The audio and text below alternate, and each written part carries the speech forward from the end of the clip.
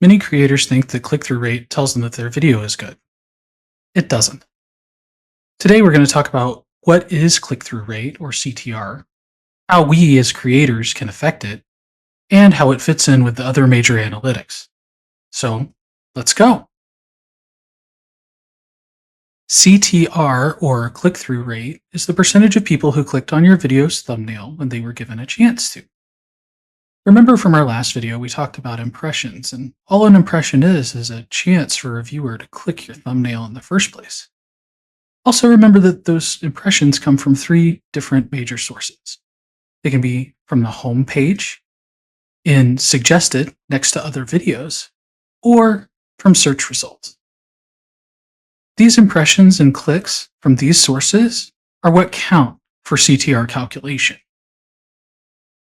To calculate CTR, YouTube looks at the number of times your video was clicked on from these sources and divides by the number of chances that it was given. Then it multiplies that result by 100 to give you a percentage. So CTR is the relationship between clicks and impressions. So let's look at an example. Let's say you put up a video and YouTube gives it 1,000 impressions. 50 people click on it. So 50 clicks divided by 1,000 impressions multiplied by 100 is 5%. So you'd have a 5% click-through rate.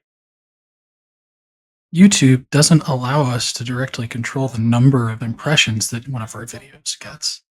So the part of CTR we have some control over as creators is the clicking part. Our job is to help people want to click. So the real question is, how do you get people to want to click on your video over all of these other videos that YouTube is showing them? First part is looking at thumbnails. So let's look at this. Here's a pair of thumbnails that I made. They're from the same video, and they have the same base screenshot to start from. Which one would you prefer to click on? Thumbnails are only one part of driving clicks, though. Titles matter too. So, same videos, here are the two titles. Which of these titles would you choose to click on? So together, the title and thumbnail help the viewer decide if they want to click, or choose not to. Attention to these can help you get your video in front of the right audience. So the two key takeaways from learning about CTR today is that CTR measures people clicking on your video, and you get to affect it with how you package your video with your thumbnails and your titles. If this video helped you understand click-through rate better, please subscribe to learn more about other analytics and how to start growing your channel faster.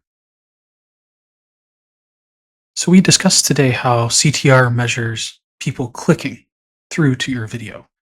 But that's not the only thing that YouTube is really interested in. They want to know if that person stays watching. They also want to know how well the content matches the audience that chose to click on it. And those two things are tracked with average view duration. The system even pays attention to where during the video people choose to stop watching. That ends up generating a retention curve like this one. Next time, we'll examine AVD, average view duration, and retention. Thanks so much for watching.